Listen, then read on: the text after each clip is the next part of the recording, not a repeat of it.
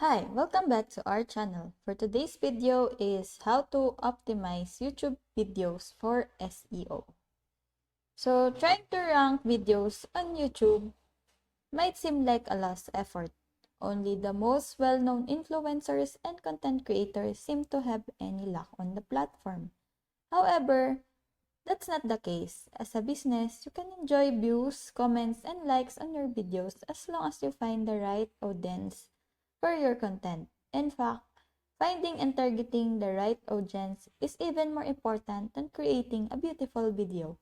If you're actively solving your prospective customers' problems with your YouTube videos, then you've done 90% of the YouTube optimization work. In addition, ranking videos on YouTube is a key element of your inbound marketing strategy. Even if it might seem that way, as recently as a decade ago, inbound video marketing was a brand new idea. Marketers were learning that they couldn't just publish a high volume of content. It also had to be high quality, optimized in ways that made it discoverable as possible through search engines. That content was once largely limited to the written word. Today, that's no longer the case. Today, a comprehensive content strategy includes written work like blogs and ebooks, as well as media like podcasts, visual assets, and videos. And with the rise of other content formats, comes the need to optimize them for search.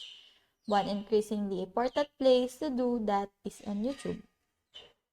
If you're feeling lost, don't worry, we cover the most important YouTube SEO tips.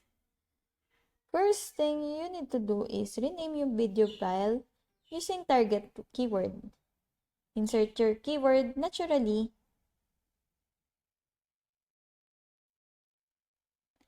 in the video title.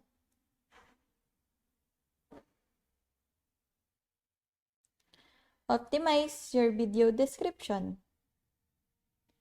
Tag your video with popular keywords that relate to your topic.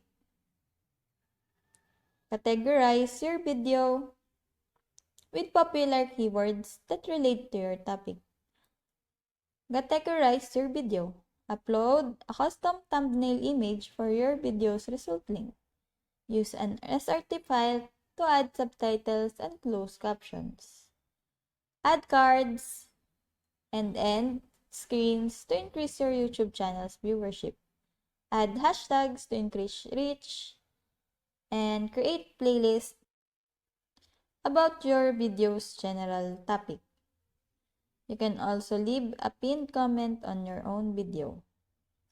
I hope that this video helps. If you have any questions or comments, kindly put them on the comment section below. And if not, don't forget to subscribe and like. Thanks!